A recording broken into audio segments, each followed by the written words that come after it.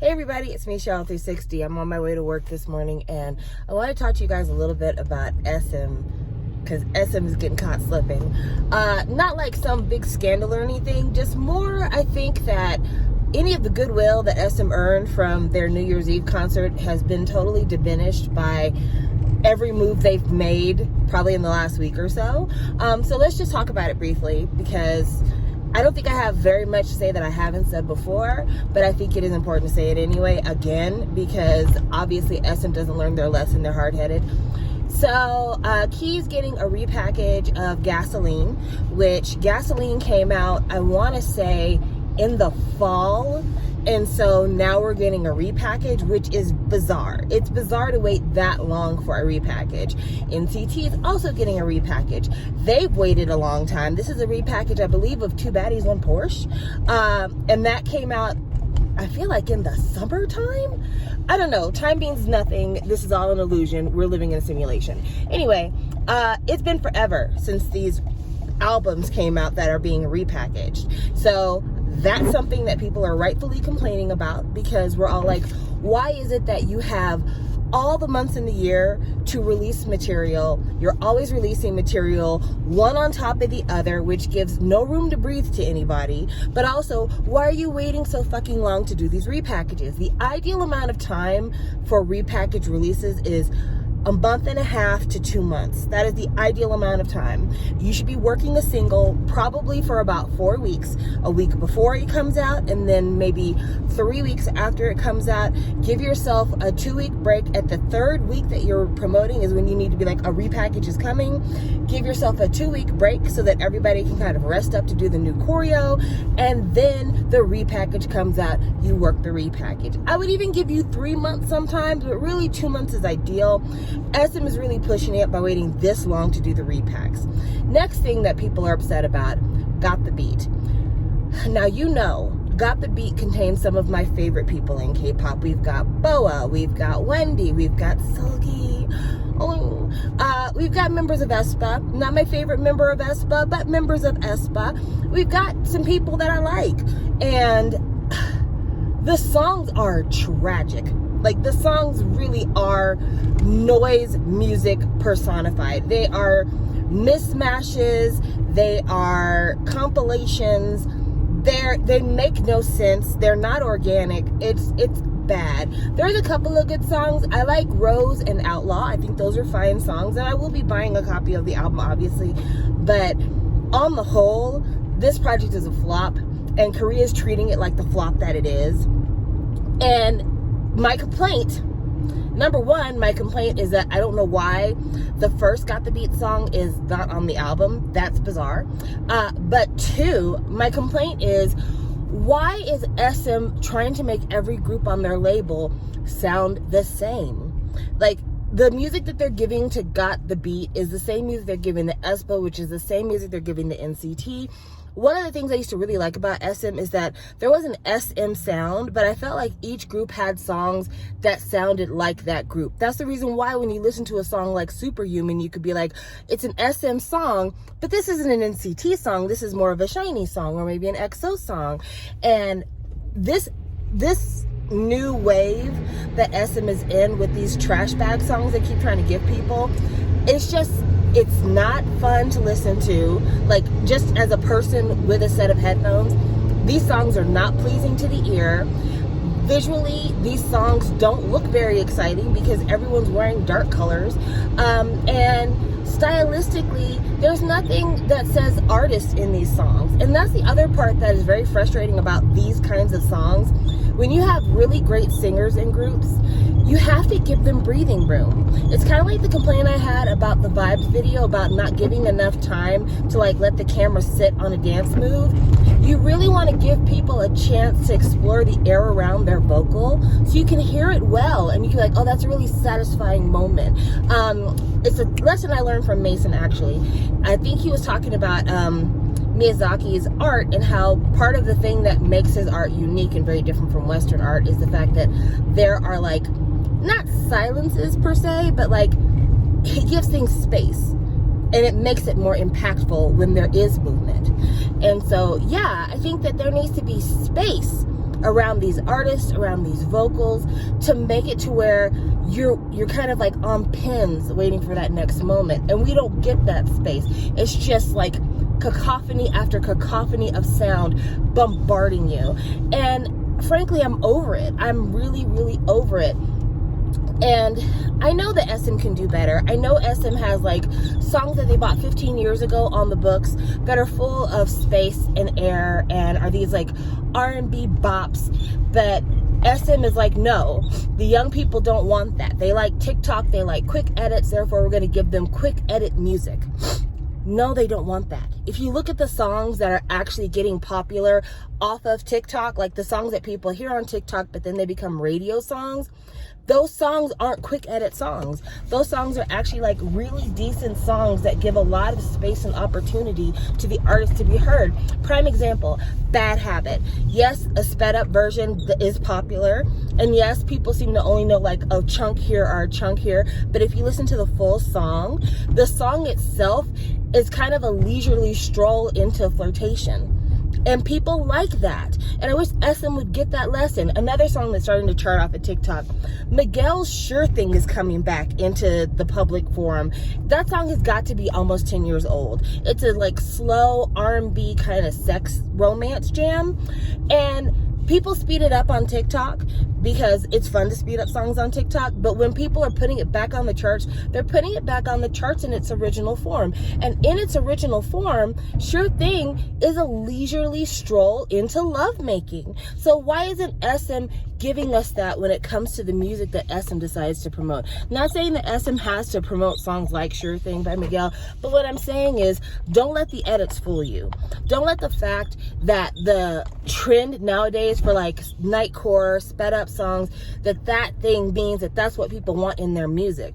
People do want to speed it up for edits and things like that, but when I'm trying to study, when I'm in the car, I want to just hear a regular song. And I don't want to hear all these quick cut edits when I'm listening to a song. I want to hear a song. So yeah, I think SM, they need to get that fixed. And I want to address one other thing, which, man, how do I put this? I'm gonna park real quick before I have to go to work, just so I can talk about this. So a lot of people had a lot to say about the whole K-pop is doing what religion couldn't. There was a commentator on SM's New Year's Eve climate and sustainability talk who was like, we need to do all these things to show that K-pop can save the world, blah, blah, blah, blah, blah. And the one commenter, he's not like a member of SM, he's like some professor or something. He said something like, K-pop is doing what religion can't. And people were like, oh, SM's trying to turn K-pop into a religion.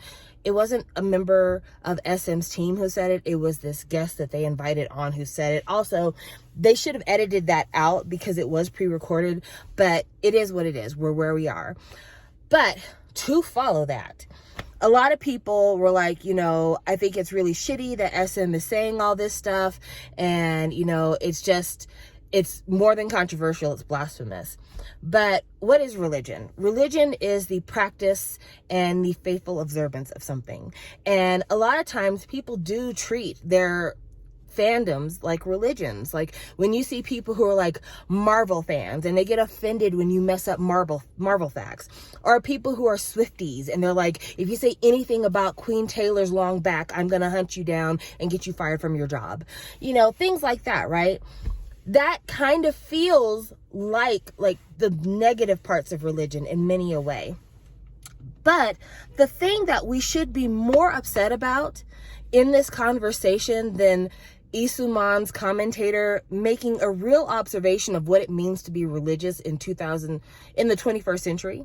Instead of that, we really ought to be focused on the sustainability conversation, because I've already mentioned it in one video about how dare you talk about sustainability when you're making like 17 copies of an album for a 5-piece group. But one of the things that sustainability is important to me about is the fact that we're currently in a recession. Whether you want to acknowledge it or not, we're in a recession. And to be quite honest with you, I'm very glad that my channel doesn't focus on all of the versions of all the albums, because in a time when so many people are struggling to be able to pay their bills, feed their families, being able to keep cars running, to keep employment. It feels very awkward to be on camera, be like, look at my wealth of K-pop CDs. Look at all the things I was able to buy. I probably spent $1,000 on this comeback. I'm not saying that to critique the people who have unboxing channels. One, because a lot of the people that I admire and respect on YouTube have huge unboxing channels. Like, I'm thinking of Wanhaid. I'm thinking of, oh gosh, I always want to say her name instead of saying her channel. Is it Shawelzen? Anyway, you know who I'm talking about. Katie. See, I always want to say her name instead of her channel. God damn it. Okay, anyway. I think of Katie. I think of Carolyn. And I love their channels. I really, really do. And I love the fact that in a lot of ways, they're carrying on the legacy of Tina Davidson. Like, Tina Davidson doesn't collect all the groups anymore. She kind of just sticks to BTS, which I get it. I understand it. I respect it. But for the groups that Katie and Carolyn love, they make sure that they show you all of the merchandise. So if you are a collector and you're in that field of collecting and you want to know, okay, if I'm going to get a complete set, what pieces do I need to have? Their channels are those reference points for you to be able to be like, okay, these are all the pieces that I need in order to be able to get this thing. So I'm not knocking the people who collect and get all the stuff and being like, wow, y'all are really insensitive right now. That's not what I'm saying. What I'm saying is, for me personally, and the way I feel about the world, the economy, trends I'm seeing, in a lot of ways, it is very hard for me to feel good about saying, like, look at all this shit I got. One, because I have had a collecting addiction before. I've talked about it on this channel. I've known other people who've talked about their collecting addictions on this channel. Well, not on this channel, but I've talked about people, and I've talked about people who did videos about their collecting addictions on this channel. It makes sense. I'm just saying it weird.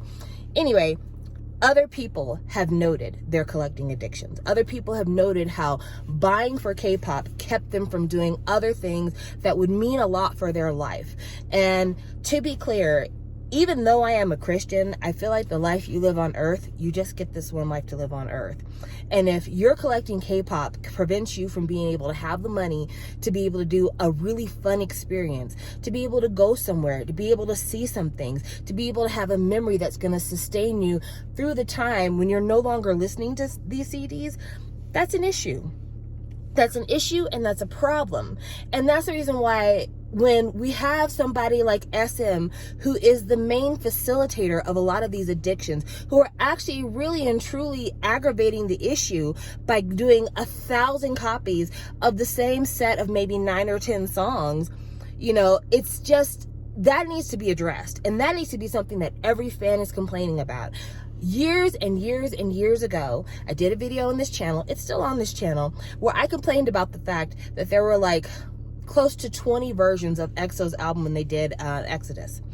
And no, it wasn't Exodus. It wasn't Exodus. You guys will know which one it is. It's the one that had Call Me Baby. I think it's Exodus. I'm pretty sure it's Exodus. Okay, anyway, go back. I made a video complaining about how there were like all member versions of one in Korean, all member versions of one in Mandarin. And I was like, I don't like this. I think this is really abusive to fans, because fans are going to feel the compulsion to try to get all of the versions, plus try to collect the photo cards. And it's a really unhealthy thing. And at the time, there were no talks about sustainability. But now here we are, many years later, the company themselves want to bring up the topic of sustainability. I think it's only right, if you want to really have that talk, let's talk about the fact that we're in an environment right now where promoting buying 15,000 copies of an album really is not the way to do these things, especially when we're talking about versions of albums that cost a lot of money. I was online thinking about buying another copy of the SM Winter album, because my winter albums aren't going to get to be until March, because I ordered from a company that was also doing the pink cards, and they said they're not shipping their pink cards until March. So I'm going to have to wait a little bit for my albums. I'm like, well, I'd like to have one now. That album was $18, which is more expensive than what I normally pay, but it was $18 before shipping. With shipping, we're talking another $7 or $8 if that includes me buying more albums. If I buy it by itself, it's another $20. This would be a $40 album. I wasn't willing to put $40 on an album. But I was thinking about this album and everything that comes with it. And I was thinking to myself, this album is basically a tank of gas. This is a tank of gas. And in addition to me spending the money that this would be a tank of gas, this is also however many trees have been cut to make it. This is also me buying an album where I'm probably looking for a specific member photo card. This is me then spending more money to buy the photo card if I don't get in this album. This is also me possibly having to trade somebody for that photo card, spending more material to get the thing that I want.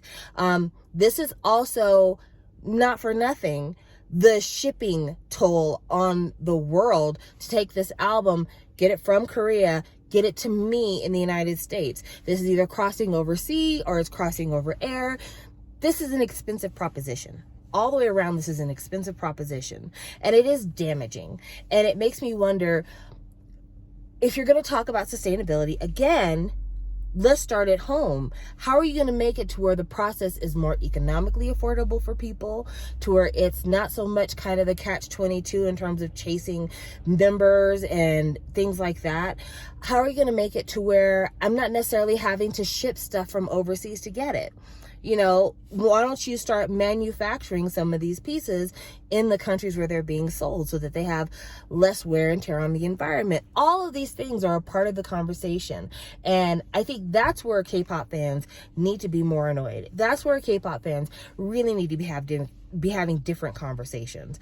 But that's not something that we want to talk about. And I get why we don't want to talk about it, because I think it requires a bit of introspection on ourselves, and it's about talking about really ugly conversations about class and finances and economic factors that we don't all want to talk about.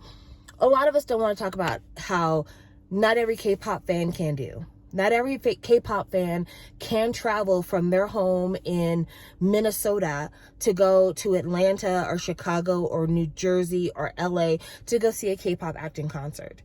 These are things that are unpleasant. And the reason why it's unpleasant for us to talk about these things when we talk about K-pop is because for so many of us, myself included, K-pop is escapism. K-pop is fantasy. No one wants to let the real world into a fantasy.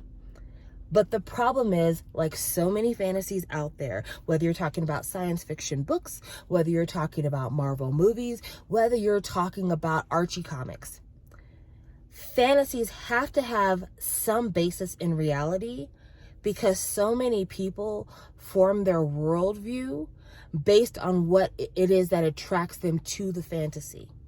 There are so many people who got into K-pop, and in essence, K-pop facilitated or encouraged their Asian fetish. There are so many people who have gotten into Marvel comics, and their idea of what an ideal woman looks like is a woman with a 20-inch waist and a 40-inch bust. There are so many people who have gotten into books like 50 Shades of Grey, where it's so romantic that this rich man sweeps you off your feet, and in exchange, you just have to agree to be his sex doll, without thinking there are real men out here who are taking advantage of your fantasy and letting it be used to excuse all their toxic bullshit when you're dealing with them. There's so much of real life that is impacted by the fantasy. Therefore, we need to be having these reality conversations when we're talking about the fantasy. And SM, if you hadn't invited me to the conversation, we wouldn't be having the conversation, but you have inserted yourself in here by talking about what you're going to do to help the environment. If you are really about that life, then help the environment. I'll tell you where to start. If you're going to do member copies, you should make member copies pre-order only. I said it. Instead of making it to where you tell your production people you're going to make an even set of like 15 Johnnies, 15 Taeyongs, 15 Marks. Instead of doing that, you should put it to where member versions are pre-order only. That way, you're making exactly as many as people want. You should also make sure that when you're doing member versions, you are guaranteed to get the member's photo card with that member version. You should make it to where group albums have group photo cards only.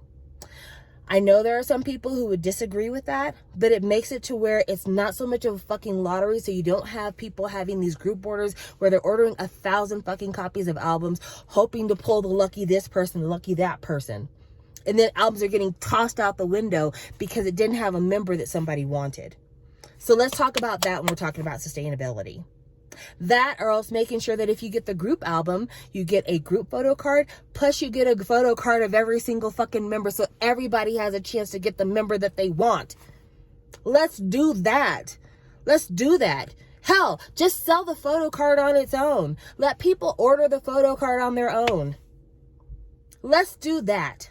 Order the photo card and then another card slipped in the package that has the QR code to the album so it counts as an album purchase.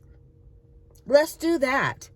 But don't come to me and talk to me about sustainability when you are constantly wasting resources. And then to have the nerve to waste resources on music that you don't even give a fuck about. Music that sounds terrible. I normally give SM the benefit of the doubt, but this Got the Beat album made me so angry that I'm like, and the music's not even good. That's a part of it too. In the past, I would at least be able to say, well, at least the music is good. The music's not even good. So yeah, get it the fuck together and get Red Velvet their full album while we're talking about it. Anyway, thank you for this conversation. This went a lot longer than I planned for it to, but I mean, I needed to do it. I really, really needed to do it. And I hope that you understand, and I hope that you'll leave me comments. I know I haven't been doing a great job of responding to comments recently. I'm going to try to get better at that. I promise I will. But yeah, I really want to hear what you think. I really want to hear your feelings about this. I can't tell you what other labels are doing because I really don't pay as much attention to what other labels are doing. But yeah. We've got to fix the system. We've got to fix the system. Also because when we fix the system, we can actually see how popular K-pop really is. All right then. Talk to you guys later. Bye.